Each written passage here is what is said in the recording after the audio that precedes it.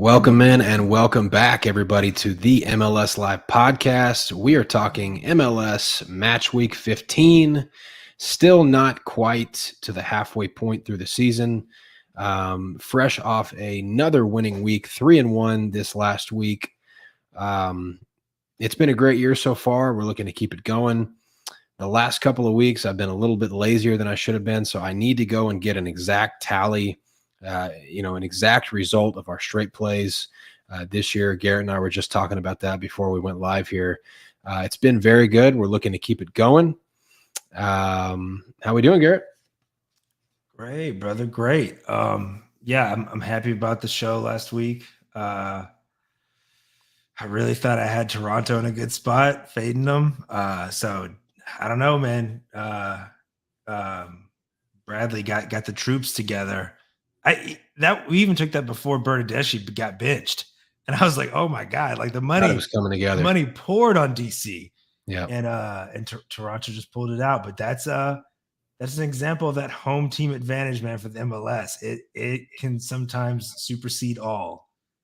Yeah, it's a big deal. It's the bigger than a lot of leagues in the world. Hey, there's CB popping in. Been a while since we've seen good old CB popping in here live. Good to see you, bud. Thanks for tuning in.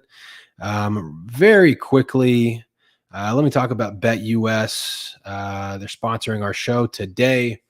They're offering a very generous deposit bonus, 200% of your initial deposit. After the show is done going live and I have this pinned to my YouTube channel, I will drop the link in the description of this video. So if you're interested in that, that will be available for you guys. I got Jose also tuning in, ready to cash. Yeah, this he isn't, and CB is an OG too, but for sure. Definitely excited to cash some more MLS tickets. So appreciate everybody that's tuning in. As we always do, we are going to start the show with some MLS news, some player news. And we're big United States soccer guys as well. So we're also going to touch on some, United States men's national team news when that is relevant. And we have some. But first, we want to go ahead and get to a topic that has been talked about a lot during the season. Maybe, some people call them the New York Yankees of Major League Soccer. I think that's fair to refer to LA Galaxy as the New York Yankees of Major League Soccer. Probably the biggest club. They're not having a good year. Shit hit the fan today, and LA Galaxy has released or fired former club president Chris Klein, team coach Greg Vanney, somehow still hanging on for dear life. Very interesting. A lot to break down here. Garrett, is this a positive move? Is there anything left to salvage this season, or is this all about next year? No, this is definitely a positive move. The fans have been striking all season long so far. Yeah. I don't know if you've been able to really tell on the television coverage when LA's playing at home, but that fan supporter section has been pretty empty as supporter groups have boycotted the club for most of the season until Chris Klein in particular was relieved.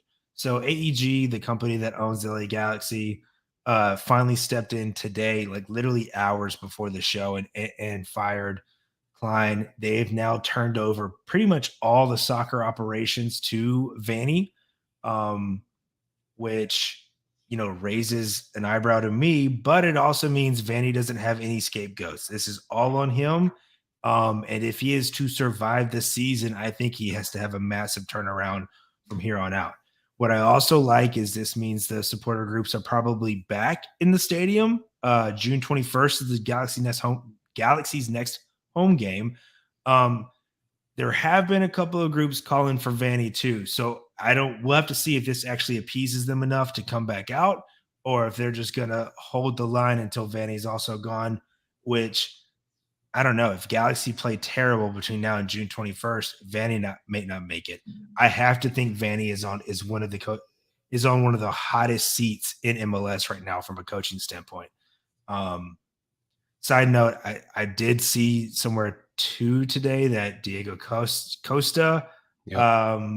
got an arrest warrant for an missed alimony payment. So Alimony. Pay that alimony, gentlemen. So yeah, I called the Costa bust when he first got bought by Galaxy, and it has proven nothing but right.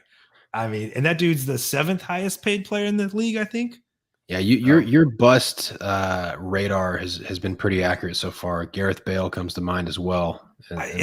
Man, I want to own that one, right? But it is hard when that dude scores the game-tying goal in the championship game to send it to penalties, and then LAFC win it, because LAFC win the title. That kind of makes the Bale, transfer worth it, is it not? Almost. Yep. So it's hard to own that one, but yes, he didn't do anything during the season. Yeah, nothing at all. But he did come on, and anytime he decided to play, it's almost like he was playing with the JV. But so yeah, big news at Galaxy here. This is a club that when they're good, it's good for the league. So we'll see what comes of this. In similar news, as far as coaching news is concerned, the United States men's national team interim coach Anthony Hudson has left for Saudi Arabia. Is that right? I know it's the Middle East. I don't know which club. I didn't dive that far into it, because honestly, I think Anthony Hudson is a terrible coach. So as soon as I saw he was gone, I was like, cool. Remember, this there now is a placeholder, right? Yes, it's still Hudson had the interim title. Callahan now, the dude in charge currently, has the interim title. But remember that Hudson has the worst winning percentage for an MLS coach to go more than a season. So I don't think he's any good at all. Callahan I like because he comes from that Philadelphia Union coaching staff. He's a former assistant there, moved over to the United States men's team, has been there for a long time, so has relationships with most of the players. He's got the interim tag throughout the summer, where you've got Gold Cup and another tournament for the men's national side. And then they will look to bring in somebody new, I think, for this fall winter cycle moving into 24. Yeah. You just have to hope it's not a U.S. coach, because that is where the U.S. as a country is lagging behind terribly among the other big soccer nations, is coaching. Our coaching is just so far behind them. So I would love it if they'd go out and actually bring in a coach with clout that your players are going to listen to. Most of our players now, starters, are based in Europe for their domestic leagues. And so that makes sense to me, instead of just keep trying to force a U.S. coach in there who always has such a low ceiling. Yeah, it would be nice to see that. I don't know if it's a money thing, if it is not a desirable enough job at this point for a European coach. No, it's the federation. It's now it's a little less desirable because it's a good old boys club. But it's some of the federation. But who am I kidding? Jesse Marsh is going to be the coach at some point. That's just going to happen. So it's looking likely. It's looking likely. Accept it now. Right. In that same vein of news here, several with the European seasons ending, United States men's national team players, the carousel begins now. A lot of these guys are going to be off to new clubs. McKinney, Musa, Timothy Weah, Aronson, Brendan Aronson. I think I read today that he has a clause in his contract with Leeds United. If they go down, which looks like they're going down, he doesn't go down with them. They're down. Okay, so they're relegated. He's not going down with them though, because there's a clause in his contract. So a lot of our big players are going to be on new teams, which is exciting. To follow them and see where they go. Anything specific on that, or did I pretty much cover it? No, Adams and Aronson are probably definitely out of Leeds. I think Musa. I don't think Valencia can just hold on to him. Those bids are going to be too high. Yep. Balogun I'm interested to see where Balogun's going to go. That's Oh yeah. big. There's been some decent clubs thrown out for him as for where he could end up. Timothy Way, I would like to see, especially where he goes because of injuries and stuff. He played a lot of right back or left back at Lille this Yeah. season, and so I would love for him to go to a place where he can play more of that attacking wing like he does in the national side. So we'll see, but yeah, you're going to see, and then but you're also looking at like reserve players, Trusty, Brian Reynolds, Zach Steffen, other guys like that who are also going to probably move clubs. So you're going to see a lot of Americans moving around in Europe this summer, which I think is fun and interesting and good for us. I think it's good for more American players to be getting bought and sold, just because we are improving that pipeline yearly. Yeah, I'm particularly obviously excited to see where Balogun goes because you want it to be a good fit for him and you want him to continue to excel because that affects our national team in a big way. Same thing with Weah and the other guys. But one more quick piece of player news here before we get on to Week 15's match day predictions.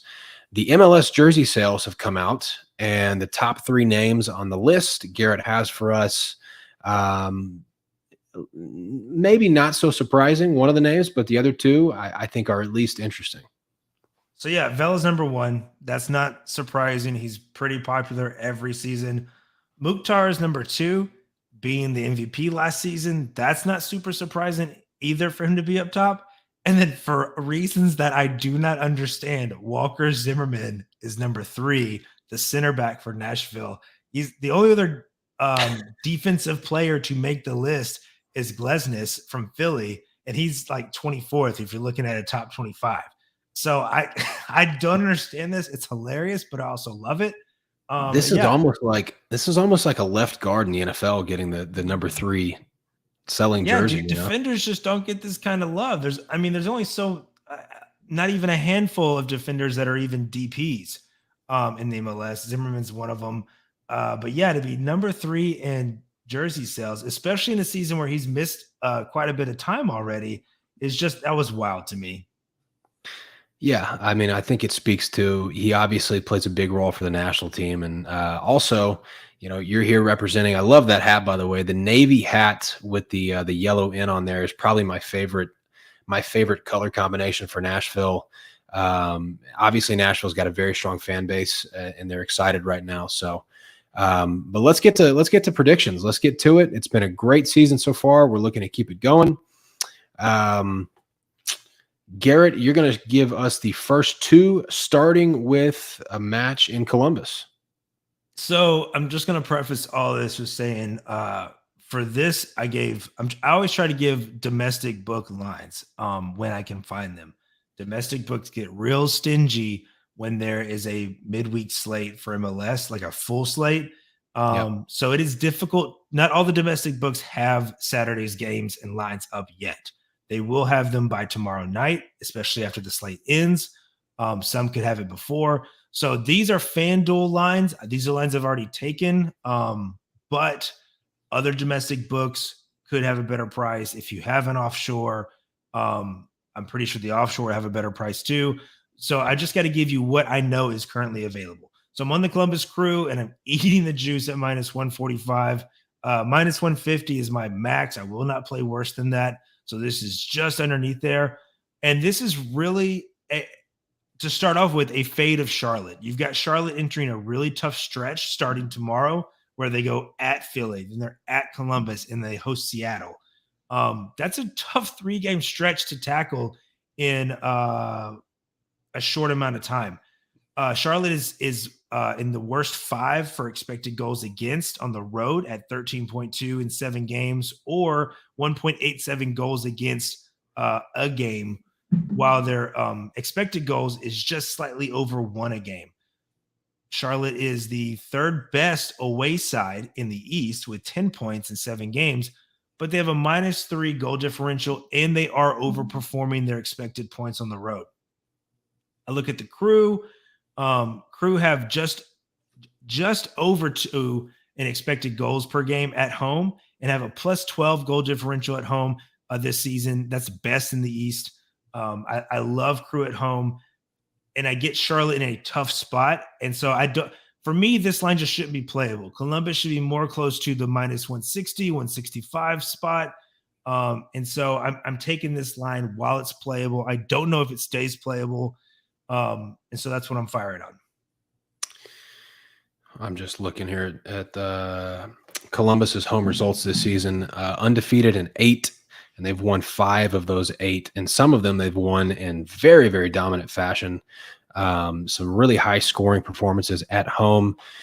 I remember talking about the reverse fixture when these two first met in Charlotte earlier this season.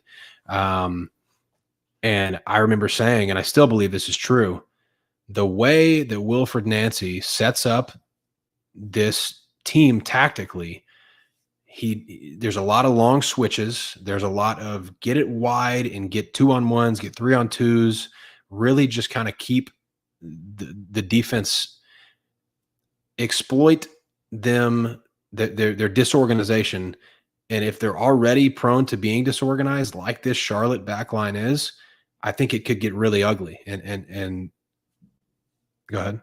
Yeah. Columbus leads the league in possession, right? And so what they try to do, if you're not a solid defense, and we'll use the Nashville game where they went on the road as a comparison. If you're not a solid defense, Columbus is just going to possess until you make a mistake.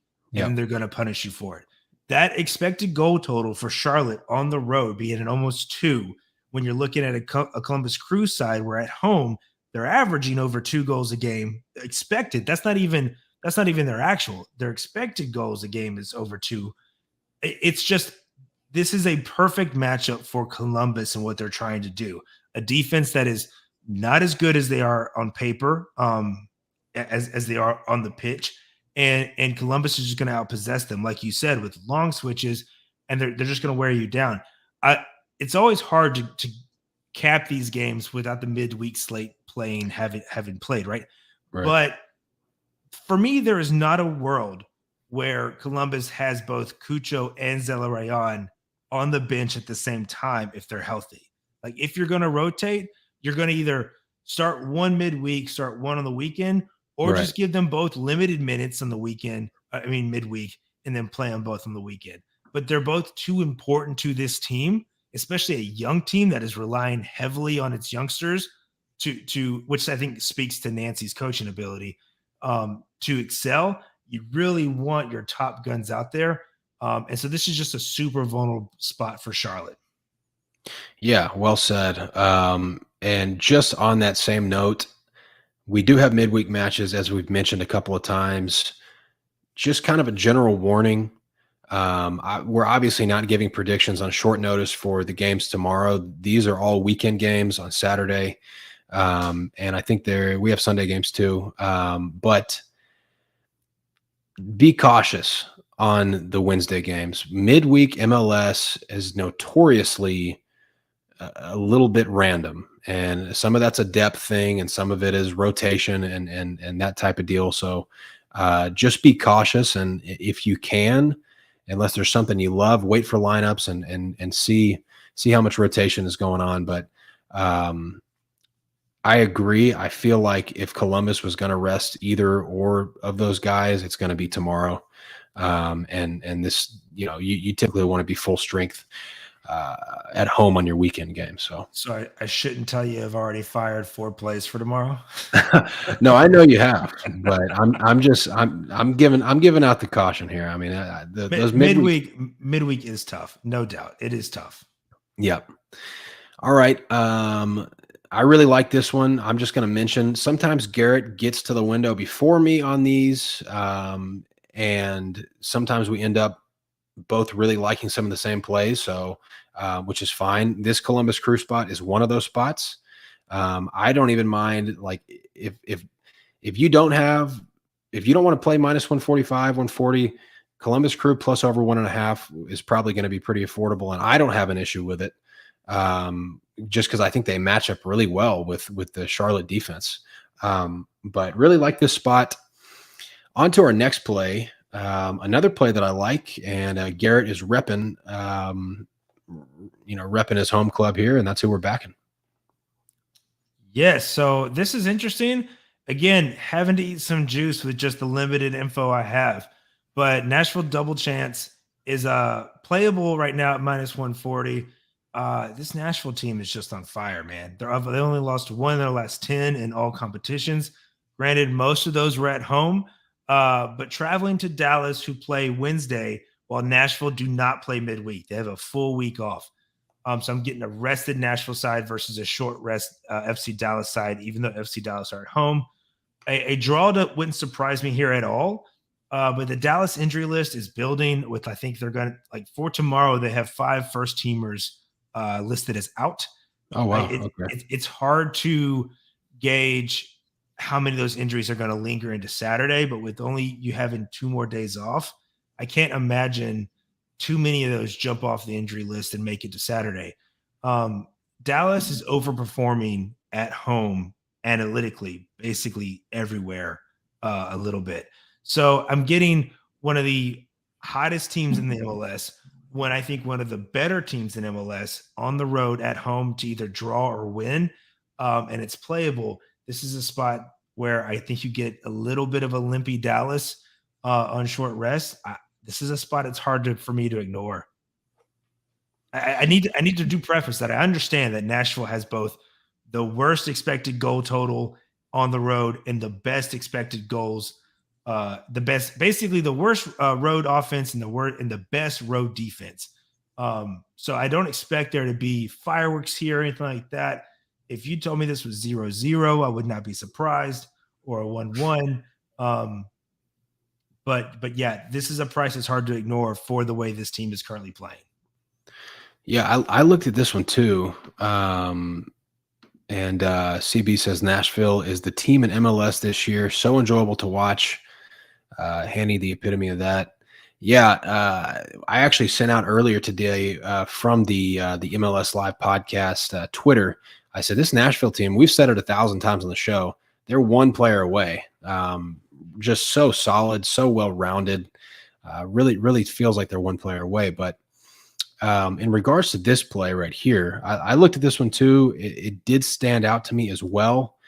The thing about FC Dallas, I'm not a fan of Nico Estevez, their head coach. I don't like the way he plays when they get up a goal. They're very, very conservative, and I've seen that a million times. FC Dallas comes out firing, they look good, they get up a goal, and they end up drawing because they concede late. So, hopefully Dallas doesn't come out firing and score first here. But if it ends up happening like that, at least you kind of have that in your back pocket. That's anytime you're playing not to lose, there's a good chance you're going to blow 3 points. So that's, I feel like that's kind of in our favor here as well. But yeah, Nashville is just hot right now. I mean, these guys, we talk about the peaks and the valleys of an MLS season and catching teams while they're in good form, and that's a big deal. Anytime you're looking at a handicap, Nashville is in as good a form as they could be in. So I like what you mentioned about FC Dallas overperforming analytically. I just don't think Nashville should be this long. I mean, I know how they play on the road. I know that an under is very, it's not out of the realm of possibility for this game to be low scoring, like you said. But Nashville's a better team, and they look like a top 3 team right now. So feels like a generous opportunity here. All righty. I'll get to my play. I've only got one this week, but that's worked for me the last 2 or 3 weeks. Has been kind of a one play, one winner situation. And Garrett's done a great job as well. It's been a really nice run. I'm going to go with what I think is an enticing matchup. I think this is going to be a fun one. Cincinnati and Chicago, both teams to score. Chicago Fire. These guys aren't bad. Like, these guys are doing some good things right now. There's a lot to like about this game. Shaqiri has come back from injury, and he's playing more of like a 10 more kind of, holding things up and pulling strings. Whereas last year they tried to kind of like force him out wide as a winger, and I don't think either of us really like that. I feel like this is a better fit for him playing that 10 spot. Georgios Koutsias, the 19-year-old Greek striker, got his second start last week and scored a laser from the top of the box. A really, really nice goal. Really flashed some quality and some talent last game for Chicago. I don't see why he wouldn't get another start. And they've got some other complementary pieces that have looked really good this season. I'm going to try to pronounce this right.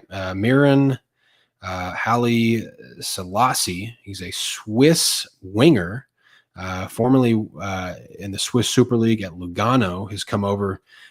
He is tied for the team lead in goals, and he is number one on the Chicago Fire team in the goals added category, which is an analytical stat.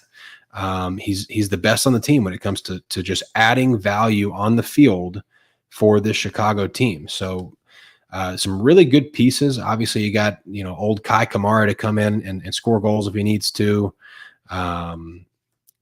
These guys look good. They're cohesive. They're playing well. They've got 21 goals this year, which is 8th out of 29 in MLS. They've scored in 5 of their 7 road games. One game, I think they had a red card, and so obviously it's hard to score when you have a red card on the road. And then so the reverse fixture of this game also was high flying. It was 3-3. That game was in Chicago.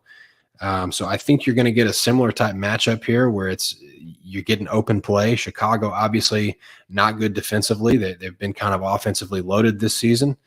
And I think this is an open matchup. And I think that obviously Cincinnati is a good team, but Chicago is putting the ball in the back of the net right now. I don't see them, playing scared. I think they're going to go. I think they're going to go get it and create enough opportunities and score here on the road. Yeah, my favorite part about this play is that Cincinnati's defense has been overachieving, especially at home. Yep. They've been way stronger at home than they should be analytically. When it comes to Chicago, I do not like the Chicago team only because no one on that team has killer instinct. Like they have outplayed teams numerous times this season and have not gotten 3 points because they just haven't been able to finish the game off. Right.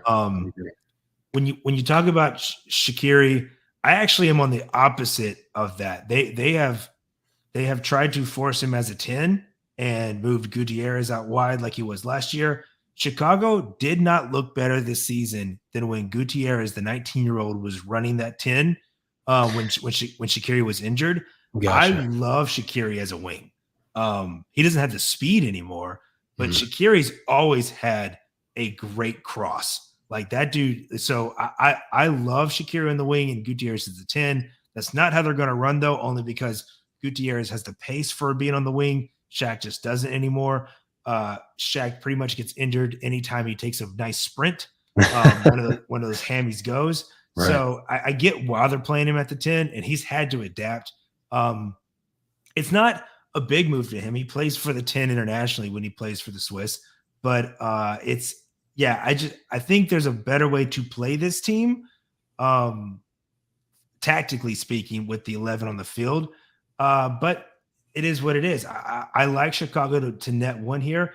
And I think depending on how the midweek games go, could be a good spot for Cincy at home. Yeah, I think it could be. I think we get an open affair here again between these two. But this next play, which is your last, I'm very interested in hearing about. I think I know kind of where you're going with it, but they made us money last week, so why not do it again, right? So here we go with the play that it's one of those I can't believe I'm on, but I'm on it. And if you saw, I'm on Vancouver midweek. So if you saw my tweet about Vancouver, I absolutely love that team. I've loved that team all year long. I especially love that team at home. Here they are at home hosting Sporting KC, but yet I'm on Sporting KC double chance at -125. And it's because there's mainly two reasons. The first one is there are two versions of KC. The one before Polito and Kinda came back, and then the one after they came back. Yep. Since Kinda has started getting minutes there in the midfield to help Tommy with the creativity, they've gone 1-1-1 on the road. That's include in those 3 road games where they've gotten a win, a draw, and a loss. That's including beating Seattle in Seattle and drawing LAFC at LAFC. Yep. You can't get much more difficult matchups to go on the road to than those two squads, and they walked away with points from both. Now Vancouver, I love. Like I said, if you look at Vancouver's home thing, they have the best expected goal total in the league. They have the second best expected goal total when they're playing at home. However, Saturday they play KC. That Wednesday after they host Montreal. They don't host Montreal. That's a neutral site. But they're playing Montreal in the final of the Canadian Championship for a spot to go to the CONCACAF Champions League. This is the only way either team, I think, get to the CONCACAF Champions League. And so it is a huge look ahead spot for Vancouver this weekend as they look to make sure they are ready to go to face Montreal, who is definitely picking it up from where they started the season, where they were terrible. They're still awful, but they have played better. And so it's so hard for me to pass on Sporting KC, who now looks like they're starting to round into form a little bit with some key pieces back, and then Vancouver with this huge look ahead spot that I cannot ignore. Yeah, and I get it. And I looked at Vancouver's schedule. As soon as I saw this, I was like, Vancouver must have a look at spot. Like that was exactly, and sure enough, they do. And it is a huge one. I mean, this is essentially a Champions League game for Vancouver. So, they've got to be looking at that one and prepared. It's just a much bigger game for them in the immediate future. And you're right. I mean, I think there is, even without the look at spot, I think there is some value on the Sporting Kansas City squad that is really not the same team that started the year. And you pretty much covered that, but these guys look good. I mean that what a win to go to Seattle on the road, and then they come home and dominate a bad Portland team. This is going to be interesting. This is one that I do think, even though it's a good spot on paper with the look at spot, I think we can categorize this as a hold your nose play, right? I think it's more of a bold prediction. It's not like because I don't feel like I'm picking Sporting KC that started the season, right? It's not like, I'm backing Portland to go on the road and win a game when Portland's defense is awful on the road, or something that's been consistent throughout the season. Right. This KC team is different since Kinda came back, and Kinda's only started, I think, 3 games. He's only gone. I think last game he went over 60 minutes. That was his first time in like 6 games to go over 60 minutes. So he's still working his way back up to fitness.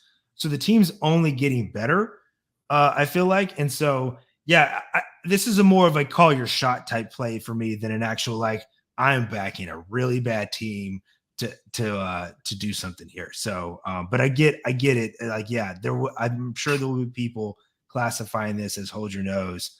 But you got to call them.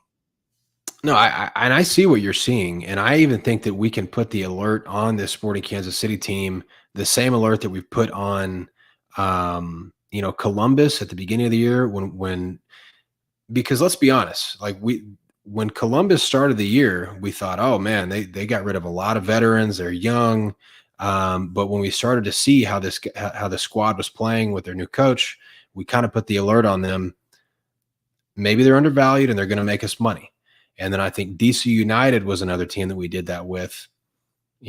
We're going to be able to catch them on a crescendo and make some money. I think we're about to be able to do the same thing with Sporting Kansas City until the market catches up, and we're going to be able to catch them on the wave going up and make some money on an undervalued team that's playing better than the prices that we're getting. So, no, I think it's good. I think it's good. Mostly just teasing you there, but But anyways, that's our 4 plays for the week. And guys, just we appreciate everybody that tunes in on a weekly basis. We enjoy doing the show. It's obviously a lot more fun when we're winning, which I've got to look exactly. I think this is week 15, and I think we've only had 3 losing weeks. I'm going to verify that next week, and I'll have an official record and all that good stuff. But I'm pretty sure that's about right. Please do us a favor if you've been watching the show every week and hit the thumbs up on the video. That does me a lot of good. It makes my show more visible, so more people can join and join the party. And subscribe to the channel if you haven't. And we are also on Twitter. These are our personal Twitter handles, and then the podcast Twitter is at MLS Live Podcast on Twitter. Occasionally have some bonus content there. And that's all for me. What about you, Garrett? Yeah, again, just encourage you to follow us on Twitter, have those notifications on. I will definitely have more plays for Saturday. It is just with midweek. I've got to see lineups and get an idea of where we're headed going into Saturday.